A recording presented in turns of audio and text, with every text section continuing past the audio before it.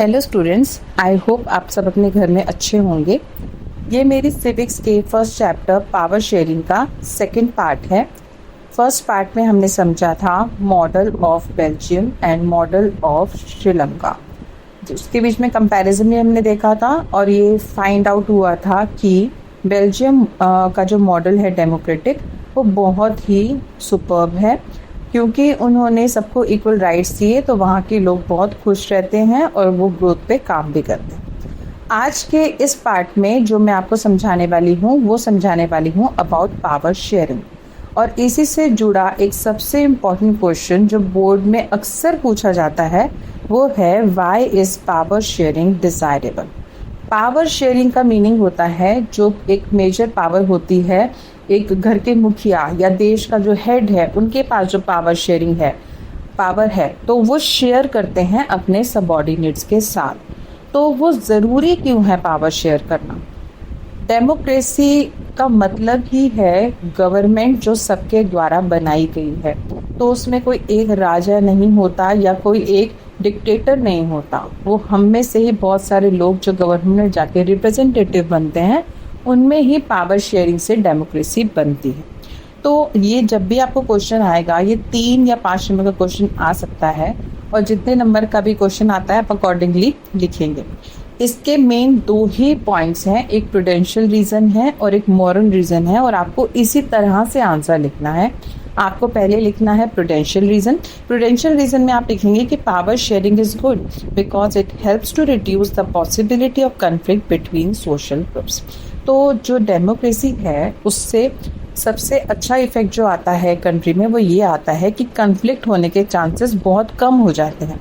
उसका रीज़न ये है कि सारे लोग इक्वली ट्रीट हो रहे हैं, इस रीज़न से वहाँ पर कन्फ्लिक्ट के चांसेस कम हो जाते हैं, जैसा कि हमने एग्जाम्पल बेल्जियम में देखा था। सेकेंड पॉइंट जो है वो मोरल रीज़न है। The second reason is that a democratic rule involves sharing power with those affected by its exercise and who have to live with its effect. People have a right to be consulted on how they are to be governed. इसका मतलब ये है कि हम लोग अपनी government खुद चुनते हैं, हम खुद डिसाइड करते हैं कि हम पे राज कौन करे। उसका रीज़न ये है कि जो भी हम रिप्रेजेंटेटिव चूज़ करते हैं वो जो भी डिसीजन लेंगे अल्टीमेटली वो हम पर ही लागू होने वाला है। तो एटलीस्ट इन डेमोक्रेसी कंट्री ये जो राइट है वो लोगों को मिलता है कि आप ये डिसाइड कर पाओ कि आपको कौन गवर्न करे। तो ये 2 रीजंस हैं, ये मैं आपको मेंशन भी कर दूंगी नोट्स में, और ये बहुत इंपॉर्टेंट है। 3 नंबर सीधे स्कोर कर सकते हो आप अगर आपने वर्ड टू वर्ड जो 2 पॉइंट्स हैं लर्न कर लिए। आपका हाफ मार्क्स पे डिडक्ट नहीं हो सकता। हाँ, अगर ये क्वेश्चन 5 नंबर में आता है तो आप थोड़ा बहुत इसको और इलैबोरेट कर सकते हैं। नेक्स्ट टॉपिक है जो कि इस चैप्टर का लास्ट टॉपिक भी है, फॉर्म ऑफ पावर शेयर। ये तो हमने देखा ही है कि डेमोक्रेटिक कंट्री में पावर शेयर होती है, लेकिन किस किस तरह से होती है अब वो हम इस टॉपिक में पढ़ेंगे। पहला पॉइंट है power is shared among different organs of government such as legislative, executive and judiciary. इसको हॉरिजॉन्टल डिस्ट्रीब्यूशन भी कहते हैं। इसमें क्या होता है कि जो भी लेजिस्लेचर जिनको हम लीडर्स कहते हैं वो लॉ बनाते हैं या ऑर्डर पास करते हैं।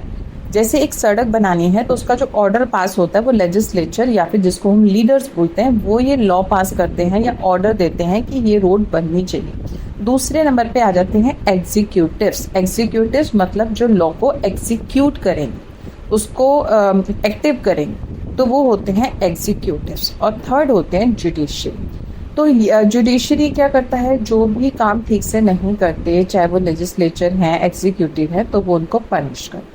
तो ये जो सर्कल है ये हमेशा चलता रहता है, तो इसको हम बोलते हैं हॉरिजॉन्टल डिस्ट्रीब्यूशन। सेकंड पॉइंट है power can be shared among government at different levels. तो लेवल्स में अगर हमने देखना है तो सबसे ऊपर लेवल आता है सेंट्रल का, देन आता है स्टेट का, देन आता है लोकल लेवल।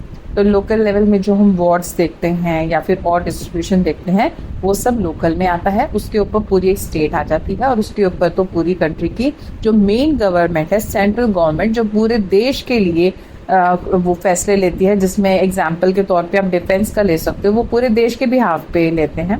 तो वो लेगी सेंट्रल। स्टडीज़ वगैरह का जो होता है, स्टडीज़ हो गई या फिर कोई और जो स्टेट वाइज कोई कॉन्फ्लिक्ट्स हैं या कोई इश्यूज हैं, वो देखती है स्टेट गवर्नमेंट, और जो लोकल लेवल पे होते हैं वो लोकल गवर्नमेंट देखती है। थर्ड पॉइंट है, पावर में also be shared among different social groups. Social groups क्या होते हैं? अभी हमने जो बेल्जियम का जो टॉपिक पढ़ा था, उसमें हमने देखा था कम्युनिटी गवर्नमेंट का आया था, तो वो एक तरीके के सोशल ग्रुप्स हैं। जो सोशल ग्रुप्स होते हैं उनके पास भी पावर शेयर की जाती है, क्योंकि अगर हम उनको पावर शेयर नहीं करेंगे तो वो जो हमारी सोसाइटी की माइनॉरिटी ग्रुप है वो उसको अपलिफ्ट कर ही नहीं पाएंगे। तो एक हार्मनी लाने के लिए सोसाइटी में हमें सोसाइटी बेस्ड जो ग्रुप होते हैं उनको भी कुछ हद तक पावर देनी पड़ती है। फोर्थ है, power sharing arrangement can also be seen in the ways political parties, pressure groups and movements. तो हमने बहुत बार देखा होगा कि मूवमेंट्स होते हैं या फिर प्रेशर ग्रुप्स होते हैं। जैसे आपने देखा होगा कि बहुत सारे ऑटो ड्राइवर्स होते हैं, इनकी एक कम्युनिटी होती है, तो ये होते हैं प्रेशर ग्रुप्स।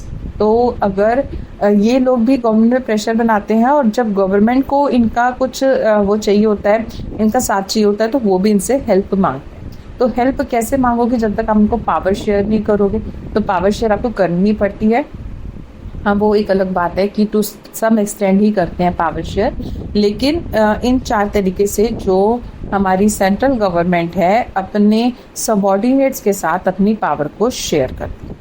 किसी भी कंट्री के लिए अगर वो पावर शेयर कर रही है तो बहुत अच्छा रहता है देश को चलाना, क्योंकि इससे लोगों में हार्मनी आती है, कॉन्फ्लिक्ट्स कम होते हैं, और हम लड़ाई से हटके सिर्फ अपनी ग्रोथ पे काम करते हैं। तो पावर शेयरिंग का मतलब डेमोक्रेसी।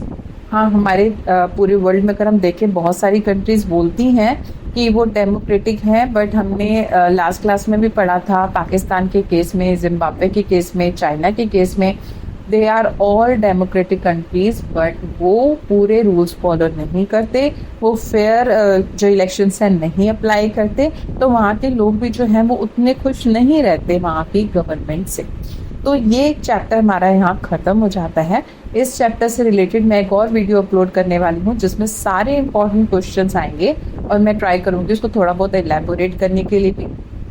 अगर आपने वो क्वेश्चंस भी कर लिए तो आपका ये पूरा चैप्टर अच्छे से कवर हो जाता है, और इससे रेलेवेंट कोई भी क्वेश्चन आपके एग्जाम्स में आएगा तो आप इजीली सॉल्यूशन दे पाओगे। Thank you so much. Stay tuned for my next video. Thank you.